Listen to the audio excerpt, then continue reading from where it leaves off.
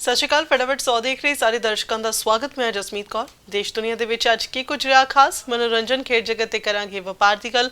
ਸਭ ਤੋਂ ਪਹਿਲਾਂ ਨਜ਼ਰ ਪਾ ਲੈਂਦੇ ਹਾਂ ਸੂਬਾਈ ਖਬਰਾਂ ਤੇ। ਹੁਸ਼ਿਆਰਪੁਰ ਦੇ civil surgeon doctor Ranjit Singh Kotra ਵੱਲੋਂ ਸਿਵਲ ਹਸਪਤਾਲ ਵਿਖੇ ਬੱਚਿਆਂ ਨੂੰ ਨਿਊਮੋਕੋਕਲ ਵੈਕਸੀਨ ਲਗਾਏ ਜਾਣ ਦੀ ਰਸਮੀ ਸ਼ੁਰੂਆਤ ਕੀਤੀ ਗਈ। इस मौके पर जानकारी देते हुए दस्सिया है कि ਨਿਊਮੋਕੋਕਲ ਨਿਮੋਨੀਆ ਦੀ ਬਿਮਾਰੀ ਤੋਂ ਬਚਾਉਣ ਦੇ ਲਈ ਕੌਮੀ ਟੀਕਾਕਰਨ ਪ੍ਰੋਗਰਾਮ ਦੇ ਵਿੱਚ ਨਿਊਮੋਕੋਕਲ ਕੰਜੂਗੇਟ ਵੈਕਸੀਨ ਨੂੰ ਸ਼ਾਮਲ ਕੀਤਾ ਗਿਆ ਹੈ। ਉਹਨਾਂ ਦੱਸਿਆ ਕਿ ਬੱਚਿਆਂ ਨੂੰ 1 ਸਾਲ ਦੇ ਅੰਦਰ ਨਿਊਮੋਕੋਕਲ ਕੰਜੂਗੇਟ ਵੈਕਸੀਨ 3 ਵਾਰ ਲਗਾਤਾਰ ਲਗਾਈ ਜਾਵੇਗੀ ਤਾਂ ਜੋ ਜਾਨਲੇਵਾ ਬਿਮਾਰੀ ਤੋਂ ਬੱਚਿਆਂ ਨੂੰ ਬਚਾਇਆ ਜਾ ਸਕੇ। ਬਠਿੰਡਾ ਦੇ ਠੰਡੀ ਸੜਕ ਇਲਾਕੇ ਵਿੱਚ ਇੱਕ ਕਾਰ ਚੋਂ ਲਾਸ਼ ਬਰਾਮਦ ਹੋਣ ਨਾਲ ਇਲਾਕੇ 'ਚ ਸਨਸਨੀ ਫੈਲ ਗਈ ਹੈ। ਮ੍ਰਿਤਕ ਦੀ ਪਹਿਚਾਣ ਰੁਪਿੰਦਰ ਸਿੰਘ ਵਜੋਂ ਹੋਈ ਹੈ। ਪੁਲਿਸ ਵੱਲੋਂ ਮੌਕੇ ਤੇ ਪਹੁੰਚ ਕੇ ਲਾਸ਼ ਨੂੰ ਕਬਜ਼ੇ ਵਿੱਚ ਲੈ ਕੇ ਅੱਗੇ ਦੀ ਕਾਰਵਾਈ ਸ਼ੁਰੂ ਕਰ ਦਿੱਤੀ ਗਈ ਹੈ। ਥਾਣਾ ਗੜਸ਼ੰਕਰ ਪੁਲਿਸ ਨੇ 5 ਮੋਟਰਸਾਈਕਲ ਅਤੇ 24 ਨਸ਼ੀਲੇ ਟੀਕਿਆਂ ਸਮੇਤ 2 ਲੋਕਾਂ ਨੂੰ ਕਾਬੂ ਕਰਨ 'ਚ ਸਫਲਤਾ ਹਾਸਲ ਕੀਤੀ ਹੈ। ਐਸਐਚਓ ਗੜਸ਼ੰਕਰ ਇਕਬਾਲ ਸਿੰਘ ਨੇ ਦੱਸਿਆ ਕਿ ਐਸਐਸਪੀ ਹੁਸ਼ਿਆਰਪੁਰ ਦੇ ਦਿਸ਼ਾ ਨਿਰਦੇਸ਼ਾਂ ਤੇ ਉਹਨਾਂ ਦੇ ਵੱਲੋਂ ਇਹ ਕਾਰਵਾਈ ਕੀਤੀ ਗਈ ਹੈ। ਉਹਨਾਂ ਦੱਸਿਆ ਕਿ ਪੁਲਿਸ ਵੱਲੋਂ ਮਾਮਲੇ ਦੇ ਵਿੱਚ ਜਾਂਚ ਜਾਰੀ ਹੈ। 6ਵੇਂ ਪੇ ਕਮਿਸ਼ਨ ਦੀ ਰਿਪੋਰਟ 'ਚ ਸੋਧ, ਕੱਚੇ ਕਾਮਿਆਂ ਨੂੰ ਪੱਕਾ ਕਰਨ ਅਤੇ ਪੁਰਾਣੀ ਪੈਨਸ਼ਨ ਸਕੀਮ ਦੀ ਬਹਾਲੀ ਦੀ ਮੰਗ ਨੂੰ ਲੈ ਕੇ ਬਠਿੰਡਾ 'ਚ ਪੰਜਾਬ ਯੂਟੀ ਮੁਲਾਜ਼ਮ ਅਤੇ ਪੈਨਸ਼ਨਰਜ਼ ਸਾਂਝਾ ਫਰੰਟ ਵੱਲੋਂ ਪੰਜਾਬ ਸਰਕਾਰ ਦੀ ਅਰਥੀ ਫੂਕ ਕੇ ਰੋਸ ਮੁਜ਼ਾਹਰਾ ਕੀਤਾ ਗਿਆ। ਇਸ ਮੌਕੇ ਮੁਲਾਜ਼ਮਾਂ ਨੇ ਕਿਹਾ ਕਿ ਉਹਨਾਂ ਦੀਆਂ ਮੰਗਾਂ ਸਰਕਾਰ ਕਾਫੀ ਲੰਮੇ ਸਮੇਂ ਤੋਂ ਅਣਦੇਖਿਆ ਕਰ ਰਹੀ ਹੈ, ਇਸ ਕਰਕੇ ਉਹਨਾਂ ਵੱਲੋਂ ਇਹ ਪ੍ਰਦਰਸ਼ਨ ਕੀਤੇ ਜਾ ਰਹੇ ਨੇ। ਸਰਕਾਰ ਦੇ ਵੱਲੋਂ ਆਮ ਜਨਤਾ ਦੀ ਸਹੂਲਤ ਲਈ ਸੇਵਾ ਕੇਂਦਰ ਬਣਾਏ ਗਏ ਸਨ, ਪਰ ਇਹ ਸੇਵਾ ਕੇਂਦਰ ਪਰੇਸ਼ਾਨੀ ਦਾ ਸਬਬ ਬਣੇ ਹੋਏ ਨੇ। ਪਠਾਨਕੋਟ ਦੀ ਗੱਲ ਕਰੀਏ ਤਾਂ ਉੱਥੇ ਲੋਕਾਂ ਨੂੰ ਸੇਵਾ ਕੇਂਦਰ ਦੇ ਕਈ ਵਾਰ ਚੱਕਰ ਲਗਾਉਣੇ ਪੈ ਰਹੇ ਨੇ, ਪਰ ਇਸ ਦੇ ਬਾਵਜੂਦ ਵੀ ਉਹਨਾਂ ਦੇ ਕੰਮ ਸਮੇਂ ਤੇ ਨਹੀਂ ਕਰਵਾਏ ਜਾ ਰਹੇ। ਲੋਕਾਂ ਦਾ ਕਹਿਣਾ ਹੈ ਕਿ ਉਹਨਾਂ ਵੱਲੋਂ ਸੇਵਾ ਕੇਂਦਰ ਦੇ ਕਈ ਚੱਕਰ ਲਗਾਏ ਜਾਂਦੇ ਨੇ, ਪਰ ਉਹਨਾਂ ਨੂੰ ਇਹ ਕਹਿ ਕੇ ਵਾਪਸ ਭੇਜ ਦਿੱਤਾ ਜਾਂਦਾ ਹੈ ਕਿ ਸਰਵਰ ਡਾਊਨ ਹੈ, ਜਿਸ ਕਰਕੇ ਉਹਨਾਂ ਨੂੰ ਕਾਫੀ ਦਿੱਕਤਾਂ ਦਾ ਸਾਹਮਣਾ ਕਰਨਾ ਪੈ ਰਿਹਾ ਹੈ। ਪਿੰਡ ਲਖਣਾ ਤਪਾ ਵਿਖੇ ਇੱਕ ਪਿੰਡ ਦੀ ਹੀ ਮਹਿਲਾ ਵੱਲੋਂ ਗੁਰਦੁਆਰਾ ਬਾਬਾ ਝਾੜੂ ਸਿੰਘ ਜੀ ਵਿਖੇ ਬੀਤੀ 17 ਅਗਸਤ ਨੂੰ ਗੁਰਦੁਆਰਾ ਸਾਹਿਬ ਵਿਖੇ ਪਹੁੰਚ ਕੇ ਟੂਣਾ ਰੱਖਣ ਨੂੰ ਲੈ ਕੇ ਸਿੱਖ ਜਥੇਬੰਦੀਆਂ ਅਤੇ ਪਿੰਡ ਵਾਸੀਆਂ ਵਿੱਚ ਰੋਸ ਪਾਇਆ ਜਾ ਰਿਹਾ ਹੈ। ਜਾਣਕਾਰੀ ਦੇ ਮੁਤਾਬਿਕ ਪਿੰਡ ਲਖਣਾ ਤਪਾ ਦੀ ਵਸਨੀਕ ਇੱਕ ਮਹਿਲਾ ਗੁਰਦੁਆਰਾ ਸਾਹਿਬ ਵਿਖੇ ਆਈ ਅਤੇ ਇੱਕ ਕਾਗਜ਼ ਰੱਖ ਕੇ ਫਰਾਰ ਹੋ ਗਈ, ਜਿਸ ਤੇ ਕੋਈ ਹਿੰਦੂ ਮਤ ਅਨੁਸਾਰ ਕੁਝ ਲਿਖਿਆ ਹੋਇਆ ਸੀ। ਗੁਰੂ ਘਰ ਦੇ ਵਿੱਚ ਲੱਗੇ ਸੀਸੀਟੀਵੀ ਕੈਮਰੇ 'ਚ ਉਕਤ ਮਹਿਲਾ ਦੀ ਹਰਕਤ ਕੈਦ ਵੀ ਹੋ ਗਈ ਹੈ ਤੇ ਜਦੋਂ ਮਹਿਲਾ ਤੋਂ ਸਤਕਾਰ ਕਮੇਟੀ ਦੇ ਸਿੰਘਾਂ ਨੇ ਪੁੱਛਗਿੱਛ ਕੀਤੀ ਤਾਂ ਉਕਤ ਮਹਿਲਾ ਨੇ ਕੋਈ ਠੋਸ ਜਵਾਬ ਨਹੀਂ ਦਿੱਤਾ, ਜਿਸ ਕਰਕੇ ਸਿੱਖ ਜਥੇਬੰਦੀਆਂ ਦੇ ਆਗੂ ਭੜਕ ਗਏ ਤੇ ਪੁਲਿਸ ਨੂੰ ਬੁਲਾਇਆ ਗਿਆ। ਜਦ ਇਸ ਸੰਬੰਧੀ ਪੁਲਿਸ ਨਾਲ ਗੱਲਬਾਤ ਕੀਤੀ ਗਈ ਤਾਂ ਉਹਨਾਂ ਕਿਹਾ ਕਿ ਉਹਨਾਂ ਵੱਲੋਂ ਇਸ ਮਾਮਲੇ ਸੰਬੰਧੀ ਬਰੀਕੀ ਨਾਲ ਜਾਂਚ ਕੀਤੀ ਜਾ ਰਹੀ ਹੈ ਤੇ ਜੋ ਵੀ ਤੱਥ ਸਾਹਮਣੇ ਆਉਣਗੇ ਉਸ ਮੁਤਾਬਿਕ ਬਣਦੀ ਕਾਰਵਾਈ ਕੀਤੀ ਜਾਏਗੀ। ਬਠਿੰਡਾ ਦੇ ਵਿੱਚ ਕਾਂਗਰਸੀ ਕੌਂਸਲਰ ਵੱਲੋਂ ਹਿੰਦੂ ਭਾਈਚਾਰੇ ਨੂੰ ਲੈ ਕੇ ਵਰਤੀ ਭੱਦੀ ਸ਼ਬਦਾਵਲੀ ਦੇ ਖਿਲਾਫ ਧਾਰਮਿਕ ਸੰਸਥਾਵਾਂ ਵੱਲੋਂ ਕੌਂਸਲਰ ਦਾ ਪੁਤਲਾ ਫੂਕ ਕੇ ਰੋਸ ਮੁਜ਼ਾਹਰਾ ਕੀਤਾ ਗਿਆ। ਇਸ ਮੌਕੇ ਪ੍ਰਦਰਸ਼ਨਕਾਰੀਆਂ ਨੇ ਕਿਹਾ ਹੈ ਕਿ ਕੌਂਸਲਰ ਸੁਖਰਾਜ ਔਲਖ ਵੱਲੋਂ ਵਰਤੀ ਗਲਤ ਸ਼ਬਦਾਵਲੀ ਦੇ ਨਾਲ ਉਹਨਾਂ ਦੀਆਂ ਭਾਵਨਾਵਾਂ ਨੂੰ ਠੇਸ ਪਹੁੰਚੀ ਹੈ ਅਤੇ ਇਸ ਲਈ ਉਹਨਾਂ ਕੌਂਸਲਰ ਖਿਲਾਫ ਕਾਨੂੰਨੀ ਕਾਰਵਾਈ ਦੀ ਮੰਗ ਕੀਤੀ ਹੈ। ਕੱਚੇ ਮੁਲਾਜ਼ਮਾਂ ਨੂੰ ਪੱਕਾ ਕਰਨ ਤੇ ਪੀਆਰਟੀਸੀ ਤੇ ਪਨ ਬੱਸ ਵਿੱਚ ਬੱਸਾਂ ਵਧਾਉਣ ਦੀ ਮੰਗ ਨੂੰ ਲੈ ਕੇ ਪੀਆਰਟੀਸੀ ਅਤੇ ਪਨ ਬੱਸ ਕੰਟਰੈਕਟ ਵਰਕਰਸ ਦੇ ਵੱਲੋਂ ਫਿਰ ਤੋਂ ਬੱਸ ਸਟੈਂਡਾਂ ਦੇ ਬਾਹਰ 2 ਘੰਟੇ ਲਈ ਚੱਕਾ ਜਾਮ ਕੀਤਾ ਗਿਆ ਅਤੇ ਸੂਬਾ ਸਰਕਾਰ ਦੇ ਖਿਲਾਫ ਰੋਸ ਜਤਾਇਆ ਗਿਆ। ਬਠਿੰਡਾ ਬੱਸ ਸਟੈਂਡ ਦੇ ਗੇਟ ਤੇ ਧਰਨਾ ਲਗਾ ਕੇ ਇੱਥੇ 2 ਘੰਟੇ ਚੱਕਾ ਜਾਮ ਕੀਤਾ ਗਿਆ ਤੇ 2 ਘੰਟੇ ਜਾਮ ਲਗਾਇਆ ਗਿਆ, ਜਿਸ ਕਾਰਨ ਆਮ ਲੋਕਾਂ ਨੂੰ ਤੇ ਯਾਤਰੀਆਂ ਨੂੰ ਭਾਰੀ ਦਿੱਕਤਾਂ ਦਾ ਸਾਹਮਣਾ ਕਰਨਾ ਪਿਆ। ਪੰਜਾਬ ਯੂਟੀ ਮੁਲਾਜ਼ਮ ਅਤੇ ਪੈਨਸ਼ਨਰ ਦੇ ਸਾਂਝੇ ਫਰੰਟ ਦੀ ਕਾਲ ਤੇ ਮੁਲਾਜ਼ਮ ਆਗੂ ਰਾਜੀਵ ਸ਼ਰਮਾ ਅਤੇ ਪੈਨਸ਼ਨਰ ਆਗੂ ਗਿਆਨ ਸਿੰਘ ਗੁਪਤਾ ਦੀ ਅਗਵਾਈ 'ਚ ਤਹਿਸੀਲ ਕੰਪਲੈਕਸ ਤਲਵਾੜਾ ਦੇ ਦਫ਼ਤਰ ਦੇ ਅੱਗੇ ਵੱਖ-ਵੱਖ ਵਿਭਾਗਾਂ ਦੇ ਮੁਲਾਜ਼ਮਾਂ ਅਤੇ ਪੈਨਸ਼ਨਰਸ ਦੇ ਵੱਲੋਂ ਵੱਡੀ ਗਿਣਤੀ ਦੇ ਵਿੱਚ ਸ਼ਮੂਲੀਅਤ ਕੀਤੀ ਗਈ। ਇੱਥੇ ਯੂਟੀ ਮੁਲਾਜ਼ਮ ਤੇ ਪੈਨਸ਼ਨਰ ਸਾਂਝਾ ਫਰੰਟ ਦੇ ਵੱਲੋਂ ਪੰਜਾਬ ਦੇ ਮੁਲਾਜ਼ਮਾਂ ਤੇ ਪੈਨਸ਼ਨਰਾਂ ਦੀਆਂ ਲੰਮੇ ਸਮੇਂ ਤੋਂ ਲਟਕੀਆਂ ਹੋਈਆਂ ਮੰਗਾਂ ਨੂੰ ਲੈ ਕੇ ਪ੍ਰਦਰਸ਼ਨ ਕੀਤਾ ਗਿਆ ਹੈ। ਜਗਰਾਉਂ ਦੇ ਪਿੰਡ ਬਸੀਆਂ ਦੀ ਰਹਿਣ ਵਾਲੀ ਇੱਕ ਮਹਿਲਾ ਤੇ ਉਸਦੇ ਬੇਟੇ ਨੇ ਪਿੰਡ ਦੇ ਹੀ ਕੁਝ ਵਿਅਕਤੀਆਂ ਦੇ ਕੁੱਟਮਾਰ ਕਰਨ ਦੇ ਇਲਜ਼ਾਮ ਲਗਾਏ ਨੇ। ਉਹਨਾਂ ਦਾ ਕਹਿਣਾ ਹੈ ਕਿ ਉਹ ਇਹਨਾਂ ਮੁਲਜ਼ਮਾਂ ਖਿਲਾਫ ਇਨਸਾਫ ਦੀ ਮੰਗ ਨੂੰ ਲੈ ਕੇ ਪਿਛਲੇ 2 ਸਾਲ ਤੋਂ ਪੁਲਿਸ ਥਾਣੇ ਦੇ ਚੱਕਰ ਕੱਟ ਰਹੇ ਹਨ, ਪਰ ਉਹਨਾਂ ਨੂੰ ਇਨਸਾਫ ਨਹੀਂ ਦਿੱਤਾ ਜਾ ਰਿਹਾ ਤੇ ਹੁਣ ਫਿਰ ਤੋਂ ਇਹ ਮੁਲਜ਼ਮ ਉਹਨਾਂ ਦੋਨਾਂ ਮਾਂ ਪੁੱਤ ਨੂੰ ਜਾਨ ਤੋਂ ਮਾਰਨ ਦੀ ਧਮਕੀ ਦੇ ਰਹੇ ਨੇ। ਇਤੇ ਪੀੜਤ ਮਹਿਲਾ ਨੂੰ ਇਨਸਾਫ ਦਿਵਾਉਣ ਲਈ ਪਹੁੰਚੇ ਕਿਸਾਨ ਯੂਨੀਅਨ ਤੇ ਕਾਮਰੇਡ ਸਭਾ ਦੇ ਆਗੂਆਂ ਨੇ ਜਾਣਕਾਰੀ ਦਿੰਦੇ ਕਿਹਾ ਕਿ ਪੁਲਿਸ ਜਾਣਬੁੱਝ ਕੇ ਪੀੜਤ ਮਹਿਲਾ ਨੂੰ ਇਨਸਾਫ ਨਹੀਂ ਦਿਵਾ ਰਹੀ ਅਤੇ ਮੁਲਜ਼ਮਾਂ ਦਾ ਸਾਥ ਦਿੱਤਾ ਜਾ ਰਿਹਾ ਹੈ। ਉਧਰ ਰਾਏਕੋਟ ਸਦਰ ਪੁਲਿਸ ਦੇ ਇੰਚਾਰਜ ਨੇ ਇਸ ਮਾਮਲੇ ਤੇ ਬੋਲਦਿਆਂ ਕਿਹਾ ਹੈ ਕਿ ਉਹਨਾਂ ਵੱਲੋਂ ਉਸ ਵੇਲੇ ਰਿਪੋਰਟ ਦਰਜ ਕਰ ਲਈ ਗਈ ਸੀ ਅਤੇ ਹੁਣ ਵੀ ਦੋਨਾਂ ਮਾਂ ਪੁੱਤ ਨੇ ਦੁਬਾਰਾ ਸ਼ਿਕਾਇਤ ਕੀਤੀ ਹੈ, ਜਿਸ ਦੀ ਬਾਰੀਕੀ ਨਾਲ ਜਾਂਚ ਕਰਕੇ ਦੋਸ਼ੀਆਂ ਤੇ ਜਲਦ ਤੋਂ ਜਲਦ ਕਾਰਵਾਈ ਕੀਤੀ ਜਾਏਗੀ। ਧੰਨ ਧੰਨ ਬਾਬਾ ਨੰਦ ਸਿੰਘ ਜੀ ਨਾਨਕਸਰ ਕਲੇਰਾਂ ਵਾਲਿਆਂ ਦੀ ਸਾਲਾਨਾ 78ਵੀਂ ਬਰਸੀ ਨੂੰ ਲੈ ਕੇ ਹਰ ਸਾਲ ਲੋਪੋ ਕਲਾਂ ਦੇ ਨੌਜਵਾਨਾਂ ਵੱਲੋਂ ਆਪਣੀਆਂ ਕਾਰਾਂ 'ਚ ਗੁਰਦੁਆਰਾ ਨਾਨਕਸਰ ਕਲੇਰਾਂ ਨੂੰ ਜਾਣ ਵਾਲੀ ਹਰ ਸੰਗਤ ਨੂੰ ਫ੍ਰੀ 'ਚ ਗੁਰਦੁਆਰਾ ਸਾਹਿਬ ਵਿਖੇ ਛੱਡਿਆ ਜਾਂਦਾ ਹੈ ਅਤੇ ਇਹ ਕਾਰ ਦੀ ਸੇਵਾ ਪਿਛਲੇ ਲੰਮੇ ਸਮੇਂ ਤੋਂ ਚੱਲਦੀ ਆ ਰਹੀ ਹੈ, ਜਿਸ ਨੌਜਵਾਨ ਵੱਡੀ ਗਿਣਤੀ 'ਚ ਯੋਗਦਾਨ ਪਾ ਰਹੇ ਨੇ। ਇੱਥੇ ਸਾਰੇ ਹੀ ਨੌਜਵਾਨ ਆਪਣੀਆਂ ਗੱਡੀਆਂ ਲੈ ਕੇ ਆਪਣੇ ਪੈਸਿਆਂ ਦਾ ਤੇਲ ਪਵਾ ਕੇ ਸੰਗਤਾਂ ਲਈ ਇਹ ਫ੍ਰੀ ਸੇਵਾ ਕਰਦੇ ਨੇ ਤੇ ਸਵੇਰ ਤੋਂ ਲੈ ਕੇ ਸ਼ਾਮ ਤੱਕ ਇਹ ਸੇਵਾ ਚੱਲਦੀ ਰਹਿੰਦੀ ਹੈ। ਬਾਬਾ ਜੀ ਦੀ ਸਾਲਾਨਾ ਬਰਸੀ ਦੇ ਮੌਕੇ ਵੱਡੀ ਗਿਣਤੀ 'ਚ ਸੰਗਤਾਂ ਗੁਰਦੁਆਰਾ ਸਾਹਿਬ ਵਿੱਚ ਪਹੁੰਚਦੀਆਂ ਨੇ ਅਤੇ ਬਾਬਾ ਜੀ ਦਾ ਆਸ਼ੀਰਵਾਦ ਪ੍ਰਾਪਤ ਕਰਦੀਆਂ ਨੇ। ਦਿੱਲੀ ਸਿੱਖ ਗੁਰਦੁਆਰਾ ਮੈਨੇਜਮੈਂਟ ਕਮੇਟੀ ਦੀਆਂ 22 ਅਗਸਤ ਨੂੰ ਹੋਈਆਂ ਚੋਣਾਂ ਦੇ ਨਤੀਜੇ ਆ ਗਏ ਨੇ ਤੇ ਜਿਸ ਵਿੱਚ ਸ਼੍ਰੋਮਣੀ ਅਕਾਲੀ ਦਲ ਨੇ 46 ਸੀਟਾਂ ਦੇ ਵਿੱਚੋਂ 27 ਸੀਟਾਂ ਤੇ ਜਿੱਤ ਦਰਜ ਕੀਤੀ ਹੈ।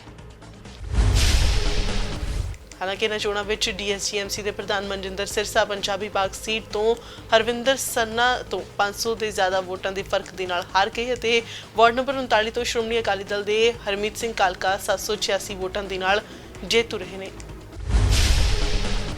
ਦੂਜੇ ਪਾਸੇ ਗ੍ਰੇਟਰ ਕੈਲਾਸ਼ ਸੀਟ ਤੋਂ ਜਾਗੋ ਪਾਰਟੀ ਦੇ ਪ੍ਰਧਾਨ ਮਨਜੀਤ ਸਿੰਘ ਜੀਕੇ ਨੇ ਆਪਣੇ ਚੋਣ ਵਿਰੋਧ ਤੋਂ 661 ਵੋਟਾਂ ਦੇ ਫਰਕ ਨਾਲ ਜਿੱਤ ਹਾਸਲ ਕੀਤੀ ਹੈ ਤੇ ਇਸ ਜਿੱਤ ਤੋਂ ਬਾਅਦ ਸ਼੍ਰੋਮਣੀ ਅਕਾਲੀ ਦਲ ਦੇ ਪ੍ਰਧਾਨ ਸੁਖਬੀਰ ਸਿੰਘ ਬਾਦਲ ਨੇ ਦਿੱਲੀ ਵਿੱਚ ਪ੍ਰੈਸ ਕਾਨਫਰੰਸ ਕਰਕੇ ਚੋਣਾਂ ਵਿੱਚ ਵਿਰੋਧੀਆਂ ਦੇ ਧੱਕੇਸ਼ਾਹੀ ਦੇ ਇਲਜ਼ਾਮ ਲਾਏ ਨੇ। ਸਿਰਸਾ ਅਤੇ ਸੁਖਬੀਰ ਬਾਦਲ ਨੇ ਇਸ ਜਿੱਤ ਤੋਂ ਬਾਅਦ ਸਿੱਖ ਸੰਗਤ ਦਾ ਧੰਨਵਾਦ ਵੀ ਕੀਤਾ। ਬਟਾਲਾ ਦੇ ਹਜ਼ੀਰਾ ਪਾਰਕ 'ਚ ਮਾਮੂਲੀ ਜਿਹੀ ਗੱਲ ਨੂੰ ਲੈ ਕੇ ਦੋ ਧਿਰਾਂ 'ਚ ਤਕਰਾਰ ਹੋ ਗਈ, ਜਿਸ ਤੋਂ ਬਾਅਦ ਇੱਕ ਵਿਅਕਤੀ ਨੇ ਦੂਜੇ ਵਿਅਕਤੀ ਤੇ ਗੋਲੀ ਚਲਾ ਦਿੱਤੀ। ਇਲਾਜ ਦੌਰਾਨ ਵਿਅਕਤੀ ਦੀ ਮੌਤ ਹੋ ਗਈ ਅਤੇ ਦੱਸਿਆ ਕਿ ਮਾਮਲੇ ਵਿੱਚ ਪੁਲਿਸ ਵੱਲੋਂ ਤਫਤੀਸ਼ ਕੀਤੀ ਜਾ ਰਹੀ ਹੈ। ਹਰ ਸਹਾਇ ਦੇ ਇੱਕ ਹੋਟਲ 'ਚ ਗੋਲੀ ਚੱਲਣ ਦਾ ਮਾਮਲਾ ਸਾਹਮਣੇ ਆਇਆ। ਜਾਣਕਾਰੀ ਮੁਤਾਬਕ ਹੋਟਲ ਦੇ ਵਿੱਚ ਕਿੱਟੀ ਪਾਰਟੀ ਚੱਲ ਰਹੀ ਸੀ, ਜਿਸ ਦੌਰਾਨ ਲੋਕਾਂ ਅਤੇ ਹੋਟਲ ਮਾਲਕ ਦੇ ਵਿਚਾਲੇ ਮਾਮੂਲੀ ਜਿਹੀ ਬਹਿਸ ਹੋ ਗਈ ਸੀ। ਬਹਿਸ ਇੰਨੀ ਵੱਧ ਗਈ ਕਿ ਹੋਟਲ ਮਾਲਕ ਨੇ ਸੁਨਿਆਰੇ ਦੀ ਗੋਲੀ ਚਲਾ ਦਿੱਤੀ, ਜਿਸ ਦੀ ਮੌਕੇ ਤੇ ਹੀ ਮੌਤ ਹੋ ਗਈ। ਇਸੇ ਦੌਰਾਨ ਉਸ ਵੱਲੋਂ ਇੱਕ ਹੋਰ ਗੋਲੀ ਚਲਾ ਦਿੱਤੀ ਗਈ ਜੋ ਕਿ ਇੱਕ ਮਹਿਲਾ ਦੇ ਲੱਗੀ, ਜਿਸ ਨੂੰ ਤੁਰੰਤ ਲੁਧਿਆਣਾ ਦੇ ਡੀਐਮਸੀ ਹਸਪਤਾਲ ਰੈਫਰ ਕੀਤਾ ਗਿਆ, ਜਿੱਥੇ ਉਸ ਦੀ ਹਾਲਤ ਗੰਭੀਰ ਬਣੀ ਹੋਈ ਹੈ। ਬਰਾਲ ਪੁਲਿਸ ਦੇ ਵੱਲੋਂ ਦੋ ਵਿਅਕਤੀਆਂ ਖਿਲਾਫ ਮਾਮਲਾ ਦਰਜ ਕਰਕੇ ਜਾਂਚ ਸ਼ੁਰੂ ਕਰ ਦਿੱਤੀ ਗਈ ਹੈ। ਗੁਰਦਾਸਪੁਰ ਦੇ ਵਿੱਚ ਆਪਸੀ ਰੰਜਿਸ਼ ਤੋਂ ਬਾਅਦ ਹਥਿਆਰਬੰਦ ਹਮਲਾਵਰਾਂ ਦੇ ਵੱਲੋਂ ਇੱਕ ਨੌਜਵਾਨ ਦੇ ਘਰ ਤੇ ਹਮਲਾ ਕੀਤੇ ਜਾਣ ਦਾ ਮਾਮਲਾ ਸਾਹਮਣੇ ਆਇਆ। ਇਸ ਦੌਰਾਨ ਹਮਲਾਵਰਾਂ ਨੇ ਜਿੱਥੇ ਘਰ ਦੀ ਭੰਨਤੋੜ ਕੀਤੀ, ਉੱਥੇ ਨੌਜਵਾਨ ਨੂੰ ਵੀ ਜ਼ਖਮੀ ਕਰ ਦਿੱਤਾ ਤੇ ਸਾਰੀ ਵਾਰਦਾਤ ਇੱਕ ਸੀਸੀਟੀਵੀ ਕੈਮਰੇ ਵਿੱਚ ਕੈਦ ਹੋ ਗਈ। ਪੀੜਤ ਨੌਜਵਾਨ ਅਤੇ ਉਸਦੇ ਪਰਿਵਾਰ ਨੇ ਹਮਲਾਵਰਾਂ ਦੇ ਖਿਲਾਫ ਸਖਤ ਕਾਰਵਾਈ ਦੀ ਮੰਗ ਕੀਤੀ ਹੈ।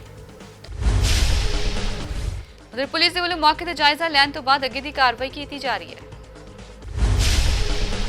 ਤਪਾ ਮੰਡੀ ਦੇ ਪਿੰਡ ਮਹਿਤਾ ਵਿਖੇ ਇੱਕ ਹੈਵਾਨ ਪਿਤਾ ਦੇ ਵੱਲੋਂ ਆਪਣੀ ਹੀ 9 ਸਾਲਾ ਬੱਚੀ ਦੀ ਬੁਰੀ ਤਰ੍ਹਾਂ ਨਾਲ ਕੁੱਟਮਾਰ ਕੀਤੇ ਜਾਣ ਦਾ ਮਾਮਲਾ ਸਾਹਮਣੇ ਆਇਆ। ਇਸ ਮਾਮਲੇ ਨਾਲ ਜੁੜੀ ਵੀਡੀਓ ਵੀ ਸੋਸ਼ਲ ਮੀਡੀਆ ਤੇ ਵਾਇਰਲ ਹੋ ਰਹੀ ਹੈ। ਵੀਡੀਓ ਵਿੱਚ ਇਹ ਹੈਵਾਨ ਬਣਿਆ ਹੋਇਆ ਪਿਤਾ ਬੁਰੀ ਤਰ੍ਹਾਂ ਨਾਲ ਆਪਣੀ ਬੱਚੀ ਦੀ ਕੁੱਟਮਾਰ ਕਰ ਰਿਹਾ ਹੈ, ਜਿਸ ਕਰਕੇ ਬੱਚੀ ਬੁਰੀ ਤਰ੍ਹਾਂ ਨਾਲ ਜ਼ਖਮੀ ਹੋ ਗਈ। ਜਾਣਕਾਰੀ ਦੇ ਮੁਤਾਬਿਕ ਇਹ ਹੈਵਾਨ ਪਿਓ ਪਿਛਲੇ 2 ਸਾਲਾਂ ਤੋਂ ਬੰਦੂਆ ਮਜ਼ਦੂਰਾਂ ਵਾਂਗ ਆਪਣੀ ਧੀ ਤੋਂ ਕੰਮ ਕਰਵਾਉਂਦਾ ਸੀ। ਪਿੰਡ ਵਾਸੀਆਂ ਦੇ ਮੁਤਾਬਕ ਮੁਲਜ਼ਮ ਸ਼ਰਾਬ ਪੀਣ ਦਾ ਆਦੀ ਹੈ ਤੇ ਇਸਨੇ ਪਹਿਲਾਂ ਵੀ ਆਪਣੀ ਪਤਨੀ ਅਤੇ ਲੜਕੇ ਦੀ ਕੁੱਟਮਾਰ ਕੀਤੀ ਸੀ, ਜਿਸ ਕਰਕੇ ਉਹ ਘਰ ਛੱਡ ਕੇ ਜਾ ਚੁੱਕੇ ਨੇ। ਉਧਰ ਪੁਲਿਸ ਨੇ ਕਾਰਵਾਈ ਕਰਦੇ ਹੋਏ ਮੁਲਜ਼ਮ ਨੂੰ ਕਾਬੂ ਕਰ ਲਿਆ ਹੈ। ਅੰਮ੍ਰਿਤਸਰ ਦਿਹਾਤੀ ਪੁਲਿਸ ਨੂੰ ਉਸ ਵੇਲੇ ਵੱਡੀ ਸਫਲਤਾ ਮਿਲੀ ਜਦੋਂ ਪਠਾਨਕੋਟ ਦੇ ਮਾਧੋਪੁਰ ਇਲਾਕੇ ਤੋਂ ਇੱਕ ਵਿਅਕਤੀ ਕੋਲੋਂ 16 ਕਿਲੋ ਹੈਰੋਇਨ ਬਰਾਮਦ ਹੋਈ। ਇਸ ਬਾਰੇ ਡੀਜੀਪੀ ਪੰਜਾਬ ਦਿਨਕਰ ਗੁਪਤਾ ਦੇ ਵੱਲੋਂ ਟਵੀਟ ਕਰਕੇ ਜਾਣਕਾਰੀ ਸਾਂਝੀ ਕੀਤੀ ਗਈ ਹੈ। ਦੱਸਿਆ ਜਾ ਰਿਹਾ ਹੈ ਕਿ ਇੱਕ ਸ਼ਖਸ ਵੱਲੋਂ ਜੰਮੂ ਕਸ਼ਮੀਰ ਤੋਂ ਹੈਰੋਇਨ ਦੀ ਖੇਪ ਅੰਮ੍ਰਿਤਸਰ ਲਿਆਂਦੀ ਜਾ ਰਹੀ ਸੀ। ਦੱਸਣਯੋਗ ਹੈ ਕਿ ਅੰਮ੍ਰਿਤਸਰ ਦੀ ਦਿਹਾਤੀ ਪੁਲਿਸ ਦੇ ਵੱਲੋਂ 7 ਦਿਨਾਂ ਦੇ ਅੰਦਰ 57 ਕਿਲੋ ਹੈਰੋਇਨ ਬਰਾਮਦ ਕੀਤੀ ਗਈ ਹੈ। ਬਿਆਸ ਵਿਖੇ ਜਲੰਧਰ ਅੰਮ੍ਰਿਤਸਰ ਮੁੱਖ ਮਾਰਗ ਦੇ ਨਾਲ ਬਣੇ ਸਰਵਿਸ ਰੋਡ ਤੇ ਇੱਕ ਮੋਟਰਸਾਈਕਲ ਸਵਾਰ ਦੀ ਮੌਤ ਹੋ ਗਈ ਹੈ। ਦੱਸਿਆ ਜਾ ਰਿਹਾ ਹੈ ਕਿ ਹਾਦਸਾ ਮੋਟਰਸਾਈਕਲ ਰੇੜਾ ਗੱਡੀ ਅਤੇ ਸਰਕਾਰੀ ਬੱਸ ਦੀ ਟੱਕਰ ਦੇ ਦੌਰਾਨ ਵਾਪਰਿਆ। ਮ੍ਰਿਤਕ ਨੌਜਵਾਨ ਵਜ਼ੀਰ ਭੁੱਲਰ ਪਿੰਡ ਦਾ ਵਸਨੀਕ ਦੱਸਿਆ ਜਾ ਰਿਹਾ ਹੈ। ਘਟਨਾ ਦੀ ਸੂਚਨਾ ਮਿਲਦਿਆਂ ਹੀ ਥਾਣਾ ਬਿਆਸ ਦੀ ਪੁਲਿਸ ਮੌਕੇ ਤੇ ਪਹੁੰਚੀ ਅਤੇ ਤਿੰਨੋਂ ਵਾਹਨਾਂ ਨੂੰ ਕਬਜ਼ੇ ਵਿੱਚ ਲੈ ਕੇ ਜਾਂਚ ਕੀਤੀ ਜਾ ਰਹੀ ਹੈ। ਰਾਜਪੁਰਾ ਚ ਬੀਤੇ ਦਿਨੀ ਇੱਕ ਲਲਿਤ ਕੁਮਾਰ ਨਾਮ ਦੇ ਨੌਜਵਾਨ ਦੇ ਵੱਲੋਂ ਸਲਫਾਸ ਦੀਆਂ ਗੋਲੀਆਂ ਖਾ ਕੇ ਆਤਮ ਹੱਤਿਆ ਕਰਨ ਦਾ ਮਾਮਲਾ ਸਾਹਮਣੇ ਆਇਆ। ਨੌਜਵਾਨ ਵੱਲੋਂ ਆਤਮ ਹੱਤਿਆ ਕਰਨ ਤੋਂ ਪਹਿਲਾਂ ਇੱਕ ਵੀਡੀਓ ਵੀ ਬਣਾਈ ਗਈ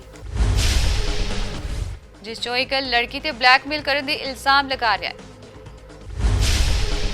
ਨੌਜਵਾਨ ਦੇ ਪਰਿਵਾਰਕ ਮੈਂਬਰਾਂ ਦੇ ਇਲਜ਼ਾਮਾਂ ਦੇ ਮੁਤਾਬਕ ਉਹਨਾਂ ਦੇ ਲੜਕੇ ਨੂੰ ਇੱਕ ਲੜਕੀ ਬਲੈਕਮੇਲ ਕਰ ਰਹੀ ਸੀ, ਜਿਸ ਕਰਕੇ ਉਹ ਅਕਸਰ ਪਰੇਸ਼ਾਨ ਰਹਿੰਦਾ ਸੀ ਅਤੇ ਕਰਜ਼ੇ ਦੇ ਵਿੱਚ ਡੁੱਬ ਚੁੱਕਿਆ ਸੀ। ਬੀਤੇ ਦਿਨ ਵੀ ਲੜਕੀ ਦੇ ਵੱਲੋਂ ਉਸ ਤੋਂ ਪੈਸੇ ਦੀ ਮੰਗ ਕੀਤੀ ਗਈ ਜੋ ਦੇਣ 'ਚ ਸਮਰੱਥ ਹੋਣ ਦੇ ਦੋਨੋਂ ਇੱਕ ਪਾਰਕ ਵਿੱਚ ਮਿਲੇ, ਜਿੱਥੇ ਉਹਨਾਂ ਦੇ ਲੜਕੇ ਨੇ ਆਤਮ ਹੱਤਿਆ ਕਰ ਲਈ।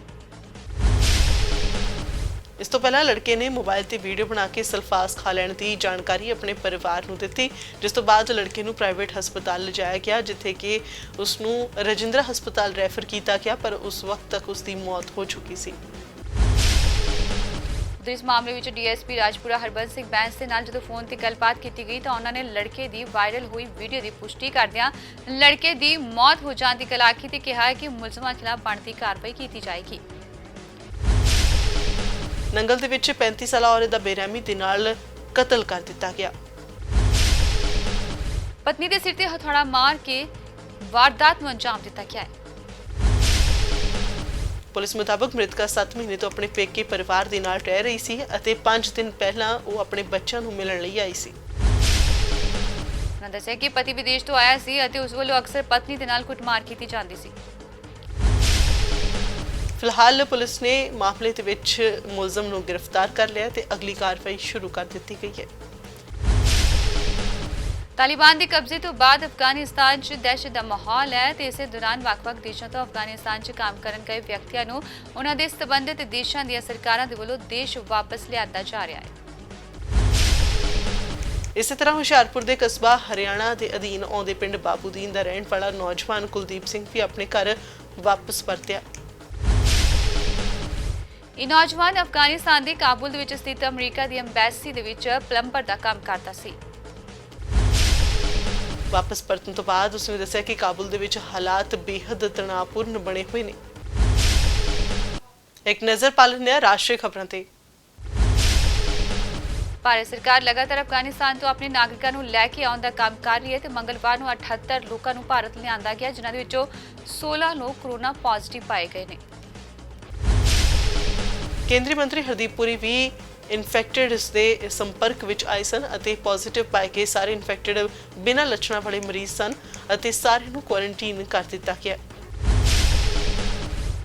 ਇਨਫੈਕਟਡ ਮਿਲੇ ਲੋਕਾਂ ਵਿੱਚ ਉਹ 3 ਸਿੱਖ ਵੀ ਸ਼ਾਮਲ ਹਨ ਜੋ ਆਪਣੇ ਨਾਲ ਅਫਗਾਨਿਸਤਾਨ ਦੇ ਗੁਰਦੁਆਰਾ ਸਾਹਿਬ ਤੋਂ ਗੁਰੂ ਗ੍ਰੰਥ ਸਾਹਿਬ ਜੀ ਦੇ ਸਰੂਪ ਲੈ ਕੇ ਆਏ ਨੇ।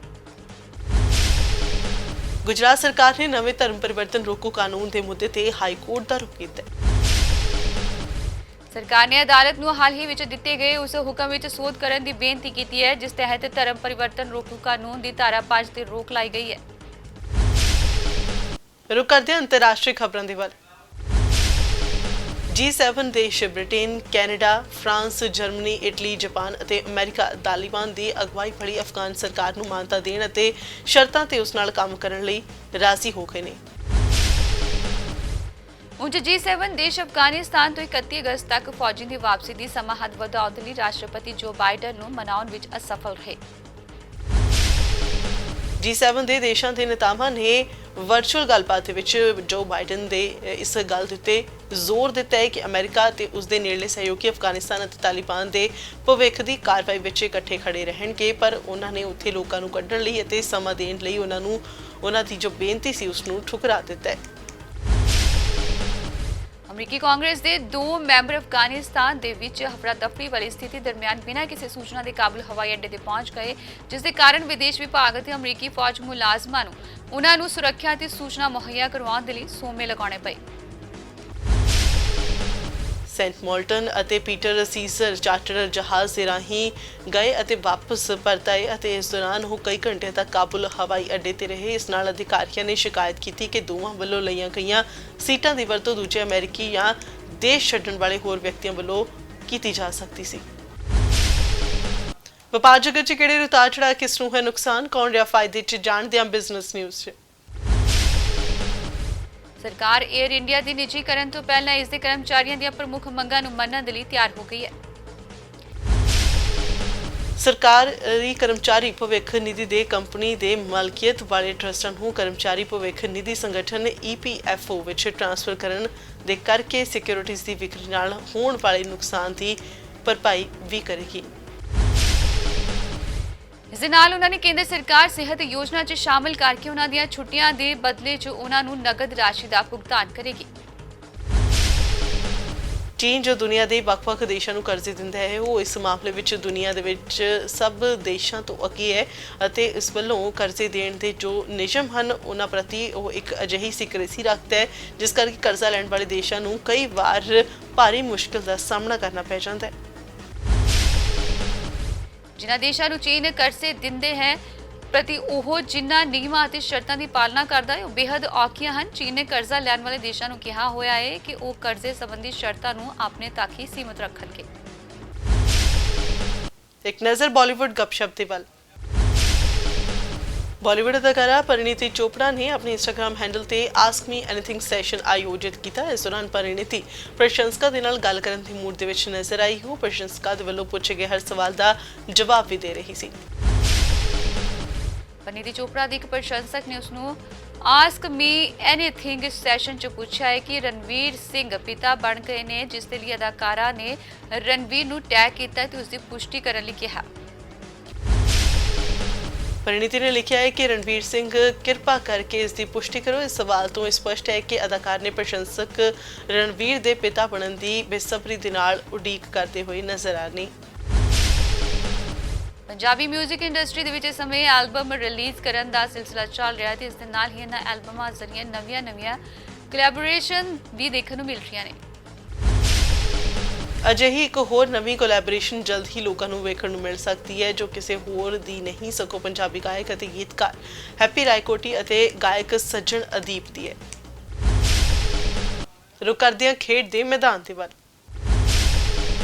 ਪਾਕਿਸਤਾਨ ਦੇ ਮੁੱਖ ਕੋਚ ਮਿਸਬਾਹ ਉਲ ਹਕ ਕੋਵਿਡ-19 ਜਾਂਚ ਵਿੱਚ ਪੋਜ਼ਿਟਿਵ ਪਾਏ ਗਏ ਨੇ ਅਤੇ ਉਹ ਅਗਲੇ 10 ਦਿਨਾਂ ਦੇ ਲਈ ਇੱਥੇ ਇਕਾਂਤਵਾਸ ਦੇ ਵਿੱਚ ਰਹਿਣਗੇ, ਜਦਕਿ ਬਾਕੀ ਦੀ ਟੀਮ ਲਾਹੌਰ ਲਈ ਰਵਾਨਾ ਹੋਏਗੀ। ਪਾਕਿਸਤਾਨ ਕ੍ਰਿਕਟ ਬੋਰਡ ਨੇ ਇੱਕ ਬਿਆਨ ਵਿੱਚ ਕਿਹਾ ਹੈ ਕਿ ਮਿਸਬਾਹ ਵਿੱਚ ਕੋਈ ਲੱਛਣ ਨਹੀਂ ਹਨ ਅਤੇ ਉਹ ਹੁਣ 10 ਦਿਨਾਂ ਦੇ ਲਈ ਇਕਾਂਤਵਾਸ ਦੇ ਵਿੱਚ ਰਹਿਣਗੇ। ਇਸ ਤੋਂ ਬਾਅਦ ਉਹ ਪਾਕਿਸਤਾਨ ਲਈ ਰਵਾਨਾ ਹੋ ਜਾਣਗੇ। ਬਿਆਨ ਦੇ ਅਨੁਸਾਰ ਮਿਸਬਾਹ ਪਾਕਿਸਤਾਨੀ ਟੀਮ ਦੇ ਵਿੱਚ ਇਕਲੌਤੇ ਮੈਂਬਰ ਹਨ ਜੋ ਕਿ ਇੱਕ ਟੈਸਟ ਅਤੇ ਇੱਕ T20 ਸੀਰੀਜ਼ ਪੂਰੀ ਕਰਨ ਦੇ ਬਾਅਦ ਰਵਾਨਗੀ ਤੋਂ ਪਹਿਲਾਂ PCR ਜਾਂਚ ਦੇ ਵਿੱਚ ਸਫਲ ਰਹੇ ਨੇ।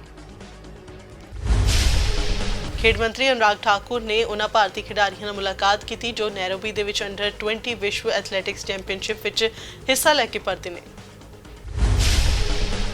ਭਾਰਤੀ ਦਲ 3 ਤਗਮਿਆਂ ਦੇ ਨਾਲ ਪਰਤਿਆ ਹੈ ਤੇ ਜਿਸ ਵਿੱਚ 2 ਚਾਂਦੀ ਤੇ 1 ਕਾਂਸੀ ਦਾ ਤਗਮਾ ਸ਼ਾਮਿਲ ਹੈ। ਅਨੁਰਾਗ ਠਾਕੁਰ ਨੇ ਭਰੋਸਾ ਜਤਾਇਆ ਕਿ ਨੌਜਵਾਨ ਖਿਡਾਰੀ ਭਵਿੱਖ ਦੀਆਂ ਅੰਤਰਰਾਸ਼ਟਰੀ ਪ੍ਰਤੀਯੋਗਤਾਵਾਂ ਜਿਵੇਂ ਏਸ਼ੀਆ ਖੇਡਾਂ, ਰਾਸ਼ਟਰਮੰਡਲ ਖੇਡ ਅਤੇ ਓਲੰਪਿਕ 'ਚ ਸ਼ਾਨਦਾਰ ਪ੍ਰਦਰਸ਼ਨ ਕਰਨਗੇ।